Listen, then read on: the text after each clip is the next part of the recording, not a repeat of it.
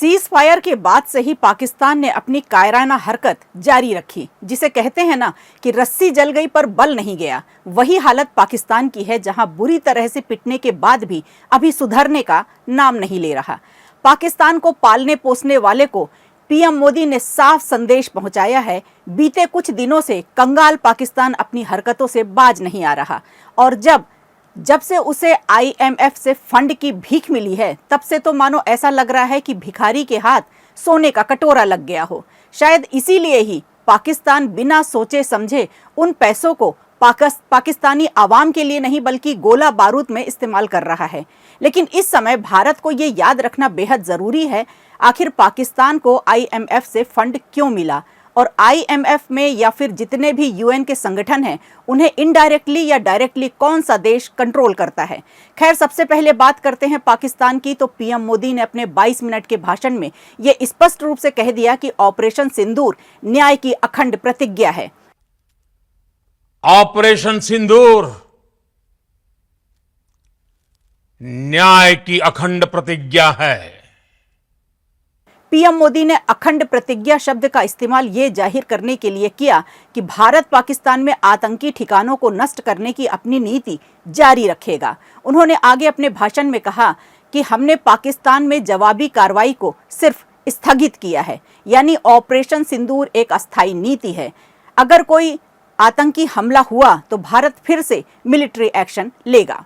यही बात 11 मई को रक्षा मंत्रालय की प्रेस कॉन्फ्रेंस में director general of air operations air marshal AK Bharti ने भी यही कही थी।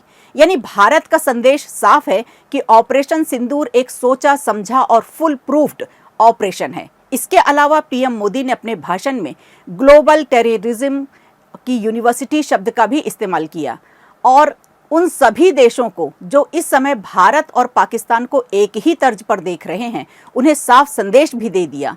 पीएम ने बताया कि पाकिस्तान दुनिया में आतंकी हमलों का बड़ा सोर्स है।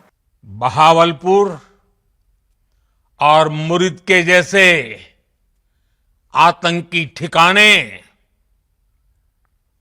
एक प्रकार से ग्लोबल टेररिज्म की यूनिवर्सिटीज रही है।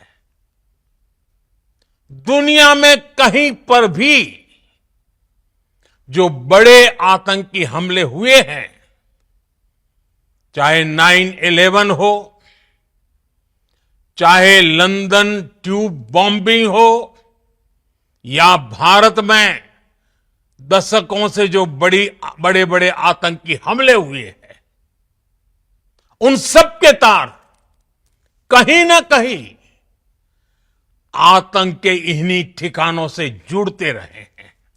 पीएम ने अपने भाषण में अमेरिका के 9/11 हमले, लंदन में हुए बम विस्फोट का भी जिक्र किया, जो दुनिया को याद दिला रहे थे कि 9/11 हमले का mastermind Osama bin Laden Pakistan के एटमाबाद में ही छिपा था, जिसे 2 मई 2011 को अमेरिका ने वहीं मार गिराया था। इसी तरह 7 जुलाई 2005 को लंदन में मेट्रो ट्रेन में बम धमाके करने वाले आतंकियों ने पाकिस्तान के मुरीदके में ही ट्रेनिंग ली थी। इन हमलों में 56 लोग मारे गए थे और 700 से ज्यादा लोग घायल भी हुए थे। यानी पीएम मोदी का भाषण एक तरीके से देखें तो ये बताता है कि भारत इस समय सुरक्षित है और अपनी सेना अपना काम बहुत बखूबी से कर रही है। और पीएम ने यह भी बता दिया कि इस समय भारत किसी भी बड़े देश की नहीं सुनने वाला। वीडियो अच्छा लगा हो तो लाइक कीजिए, शेयर कीजिए और कमेंट बॉक्स में हमें जरूर बताइए।